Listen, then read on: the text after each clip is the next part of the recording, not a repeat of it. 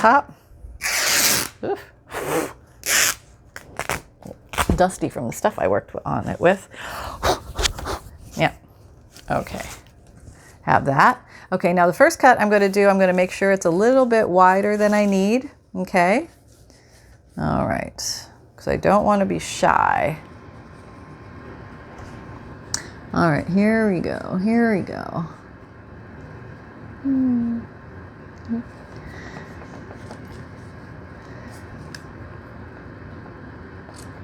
All right, that should do it. All right, put that little guy down. And let's make sure that I'm okay. I am okay. I'm going to go a little high. Can you see this? Yep, a little lower than I need, just in case. I can always pull some off and I can shred it. Okay. All right, there we go. Now we have our piece. So he's going to go on something like that. And all these little extras I can take off. Actually add to the look. Woo! Okay. All right, so basically, this is going to be my front cover. Remember, front, spine, back.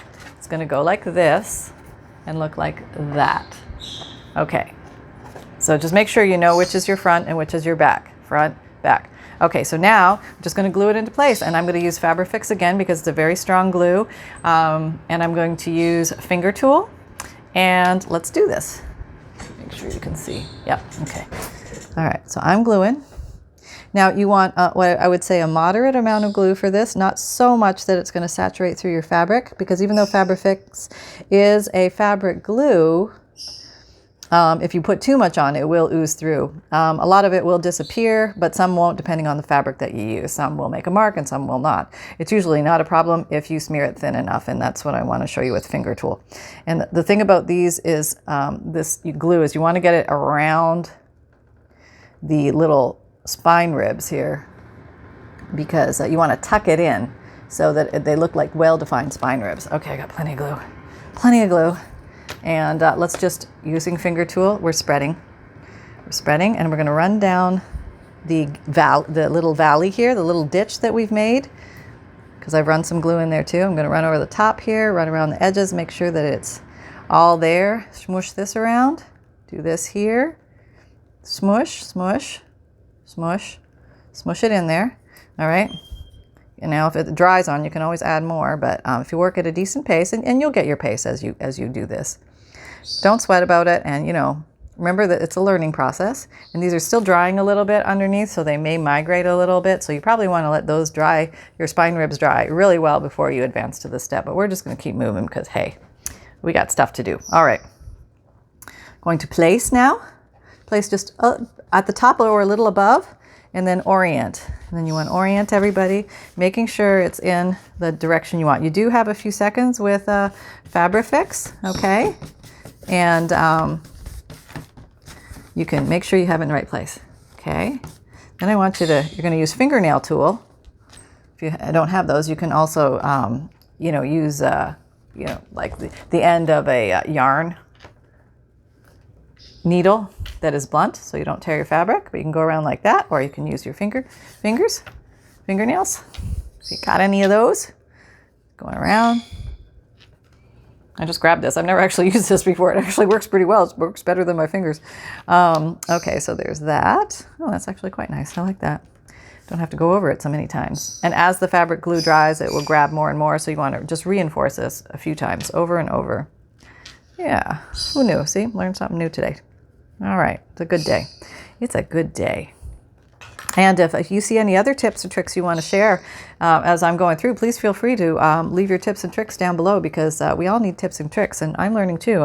I learned so much from you guys. It's incalculable. Yes, it is.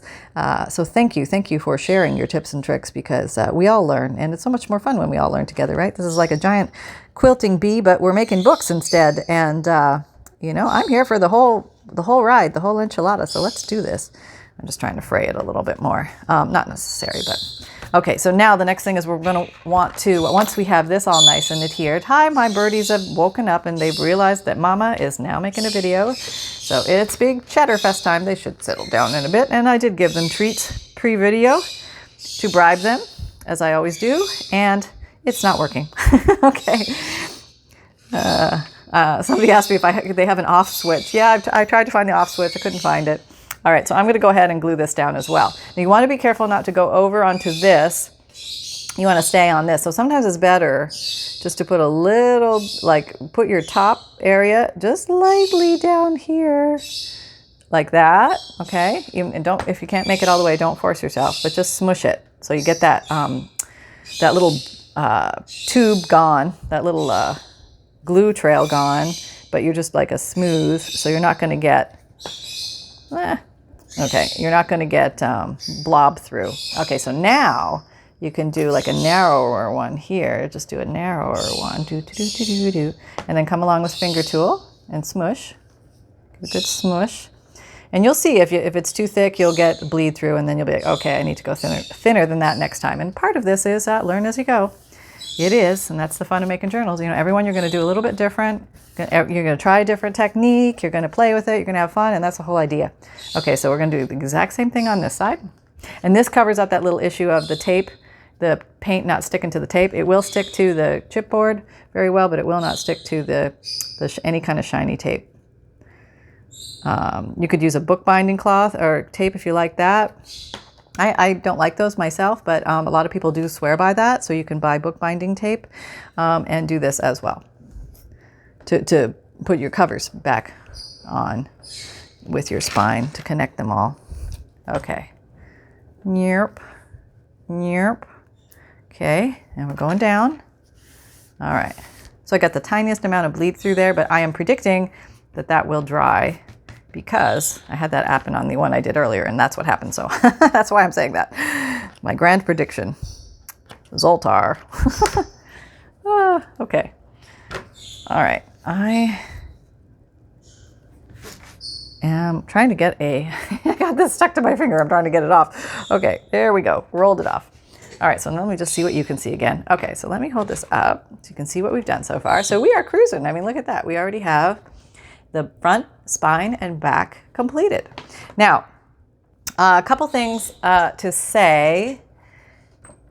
We could, which would probably been a better idea, we could have done the stenciling part, which is going to give us our raised embossed design before we even painted. And that probably would have been the smart way to do it, which I did do last time and I forgot this time. But so just know that you can do this first, but we can do it right now too, which is just fine as well. So let me grab that little piece of tape I had. Okay.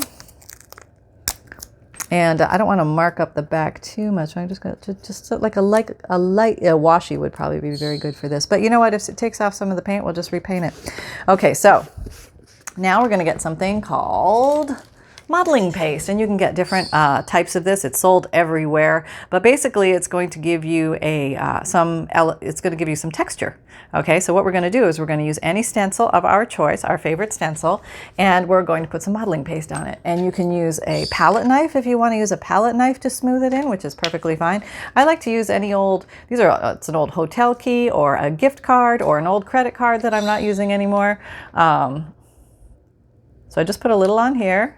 I like this squeeze because it's easy to control, but it doesn't matter. You can use the jars. That's perfectly fine. So you just run around here and fill in. I find that good solid designs like this tend to work a little bit better than very intricate, but intricate will work. Just got to fuddle with it a little bit more. But if you want something easy, just go for a big, solid design. That's what, see. That's why it would be better to do this part before we paint it all black. Oh, yep, see. All right. So there may be a few little errors here. Now, I would say if you want it to really pop out, go fatter than your stencil. In other words, don't scrape it right level with your stencil, but go, let there be some above the stencil. Make it super thick. And that way, when you pull it off, it's going to come through and leave you more jagged edges above, which will grab your colorants and things like that on top more easily. Well, you just get that little bit more. All right, here we go. I'm probably going to have to repaint some of this because, you know, I don't play by the rules. No, I make them up as I go. Yeah. There, I think that's pretty good. A bit more on a little bit there. Okay, perfect. All right, so it's good. Now, if you're going to use this tool again, wipe this off because this will dry on there. So you want to remove that. Okay, that's good. Get myself a new wet wipe so it's at the ready.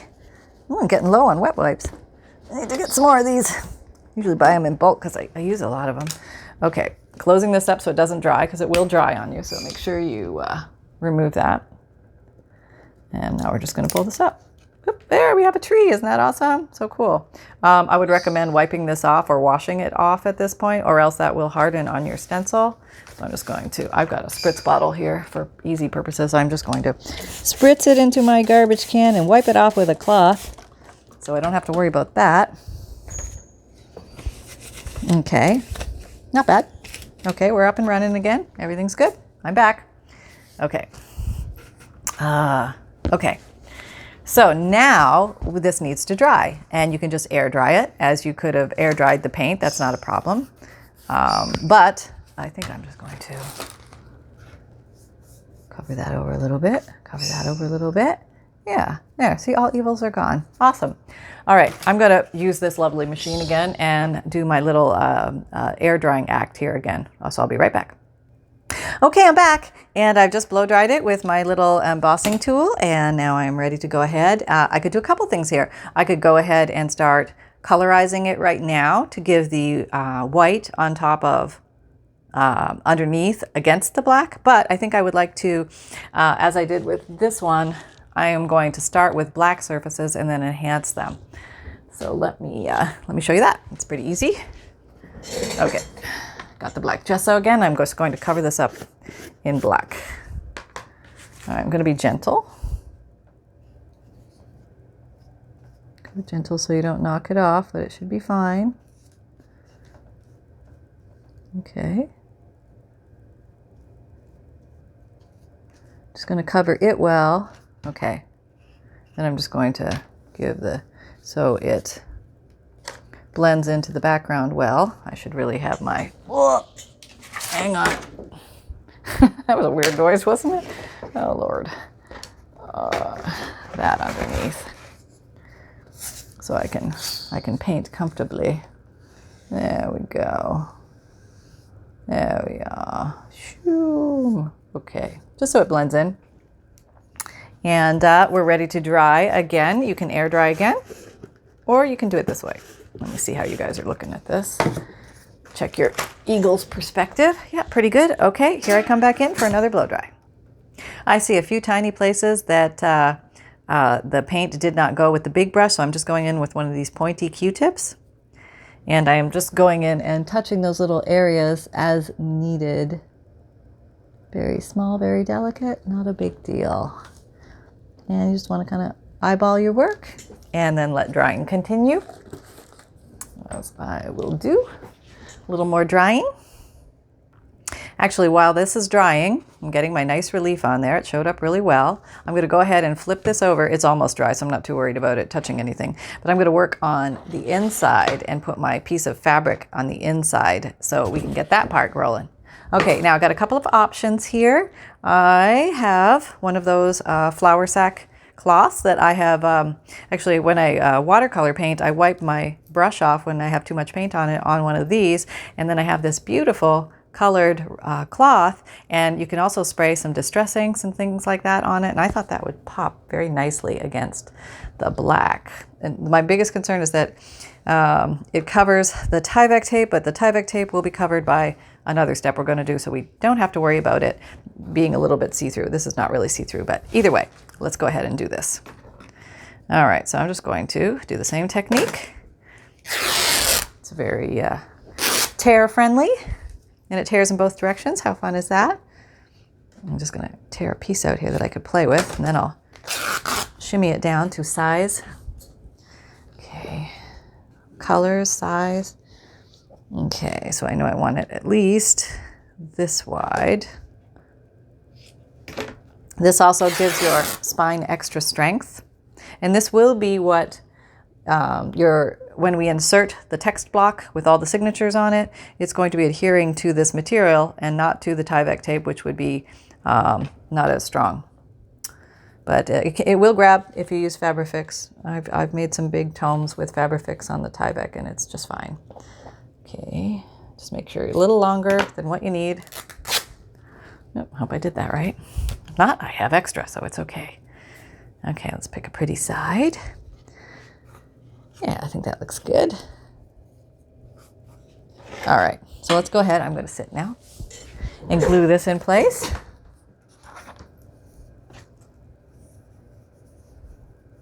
Do I want the curly upside or the curly down? Maybe the curly down. All right, now are we the right width? Maybe a little bit more off, just a smidge. Okay, there we go.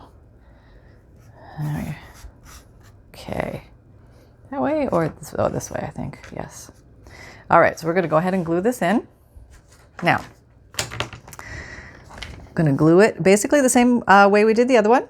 Gonna do the spine part first. There's no spine ribs to deal with here. Am I recording? Yes, okay. No spine, ribs to deal with here. Want to go close to the edges and in the little valley, because we want it to not pop up out of there. We want it to sit snug hug in there. Yeah. All nice and adhered.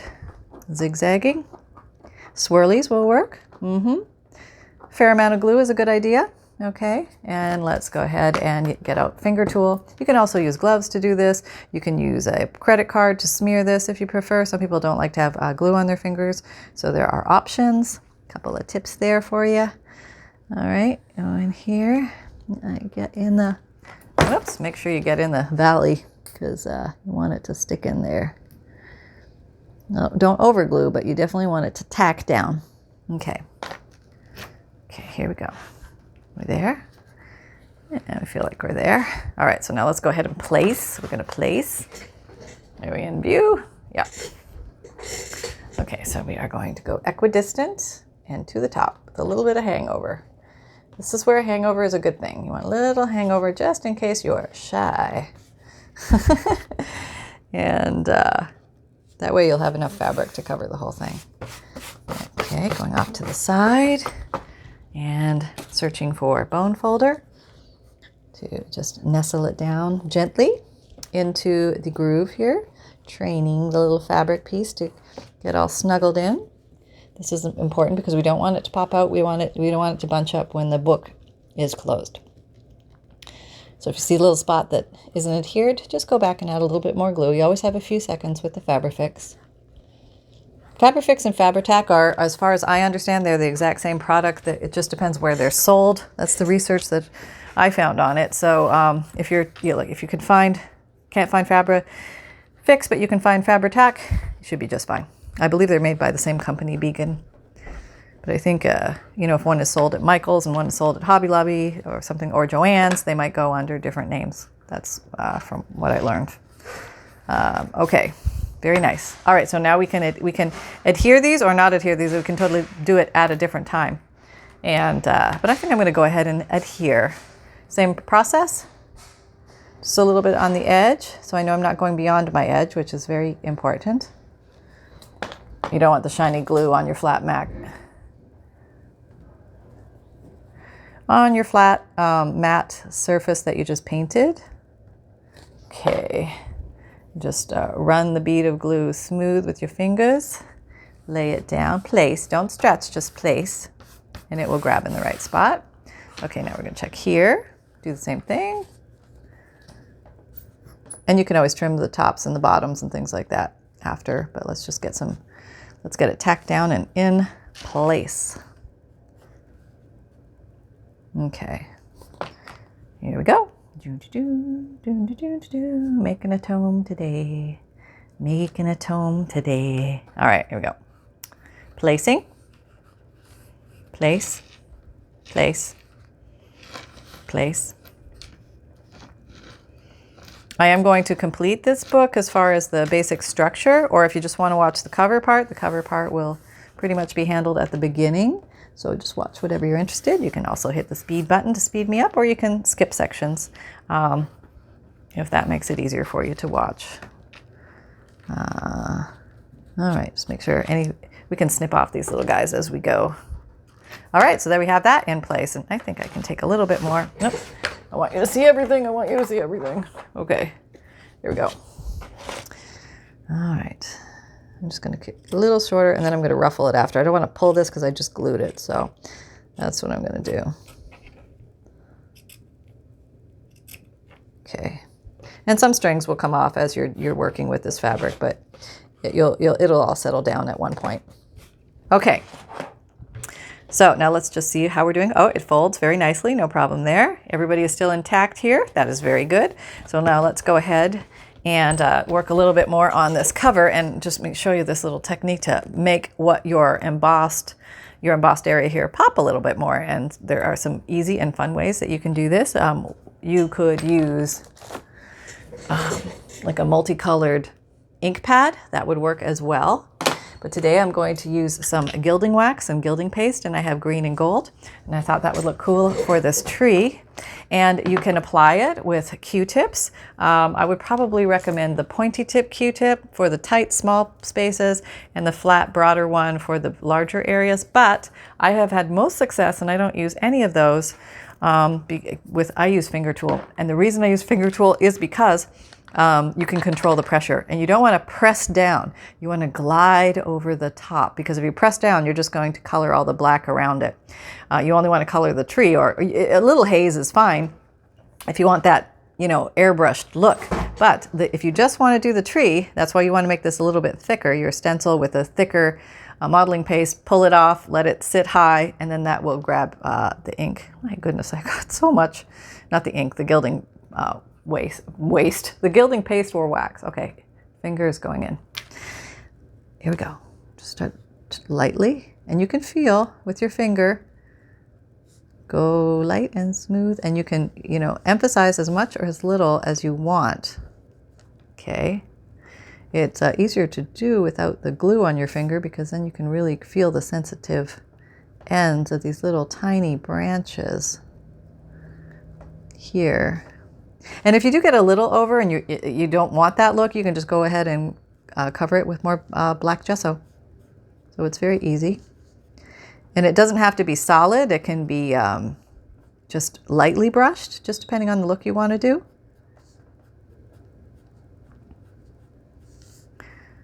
Okay.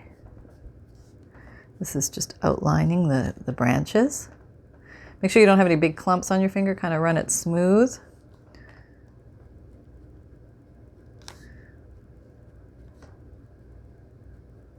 Okay.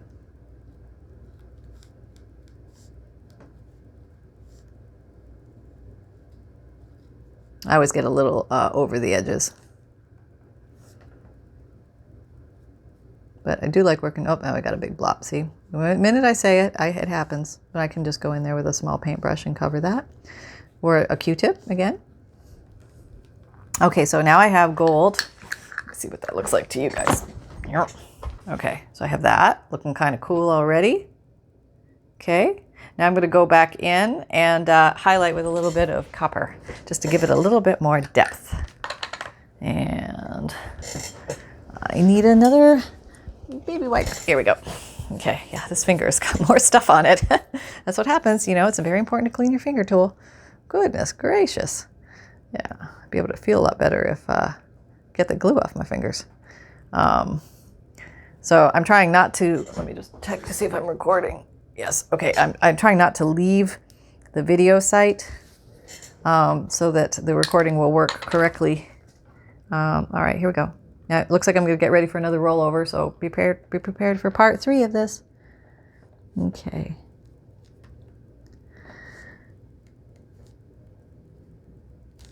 So here we are, I'm just touching certain areas. It's going to look a little different than where I put the gold.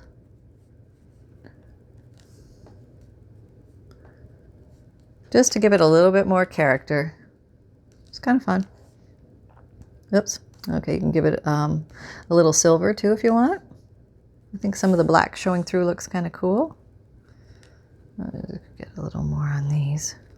Okay. And I don't mind that little over haze. I think it looks kind of cool.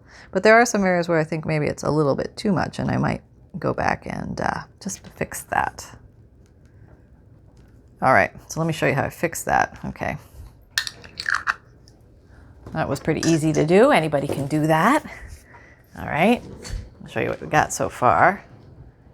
Okay, looks kind of old and rustic and a spooky old tree. But I'm just going to grab that. Where is it here? It's a little, this is one of the pointy ones. And I am just going to go in here with a little black gesso and just cover up a few of those areas that I went a little too far over. Now the gilding paste will repel the gesso a little bit, but it will give you some coverage, so it's not as, in your face. Okay, use this side now. Down a little more paint, trying to blend it in a little bit. Just try and smooth it out so you don't have any rougher edges. There we go. And I think the rest of it I'm actually okay with. So I'm going to leave that. Yep, I want a little area right there. Yeah, that's okay. Just mute it down a little bit. Okay. You know, I'm having the urge to pull out. Do I want to do it? I could. Got the silver here. I think I want to put a little silver in there too. Because of the design that I'm going to do on the inside. This is the exact same stuff. And I'm going to actually use the Q-tip this time. See if it works. Just going to put the occasional dot of silver here and there. And this is to mimic the moon shining down on the tree. Do I like that?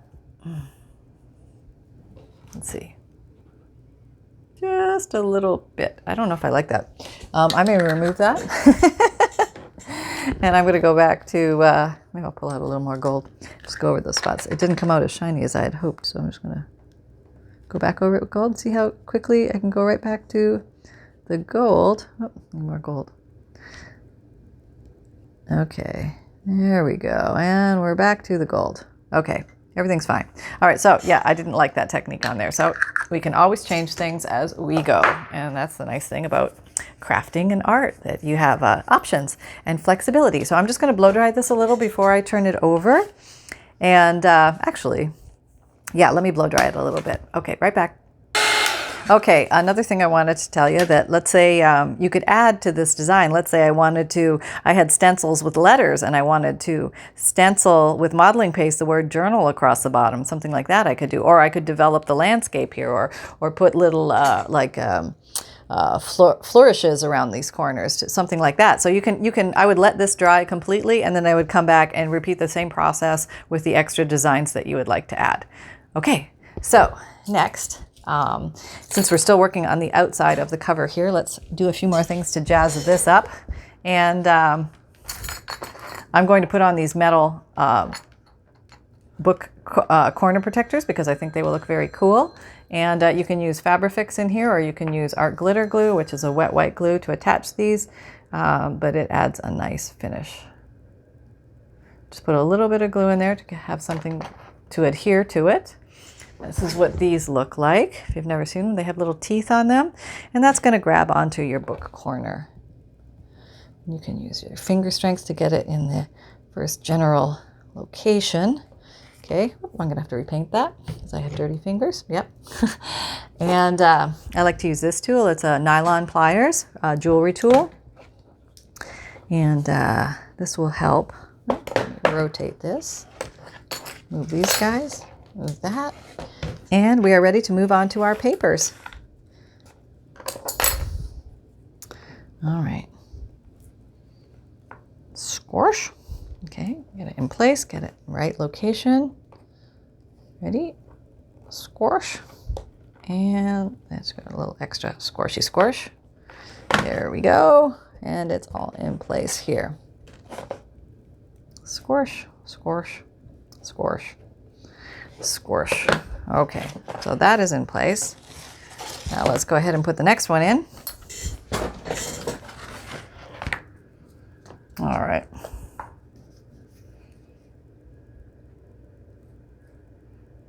I'll do two of these, and then I'll do the other two off camera, so you don't have to watch me do this forever. But basically, you just place it on once you have some glue in it, and you use your finger strength, or I do, to make the initial grab. It has those little bitey teeth on the back. And I got so much glue on my fingers. I should really go wash them. Let me make sure I'm recording. Okay, yes. I am not leaving the camp. I'm staying with you guys. Yeah, okay. And that, squash that one down. Yep, yep. Okay. Okay. And then we're gonna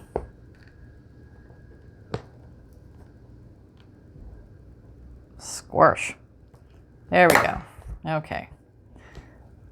And yep, we're good on all sides. Okay, very good. Good. Just removing any extra glue that may have oozed out. Okay. And we can peel that off after, if needed. Okay, let me go ahead and put the other two on, and I will be right back. Okay, I have gone ahead and placed the 4 corner protectors on, and I have gone ahead and just covered up a little bit with extra black paint where I smudged it or over glued. And so did a few little repair jobs. That's still drying a little bit. And I think I am going to go ahead and trim this off a little bit so it's all about the same length, and then I can fray it and decide exactly how long I want everything. Do I want it a little hanging down a little bit, or do I want it flush with the book bottom? I haven't decided yet, so we'll get back to that. Okay, boom. But I do know I want at least this much off. Okay, that's done. All right, we are going to now progress on to the, we gotta do the back. Didn't finish that completely.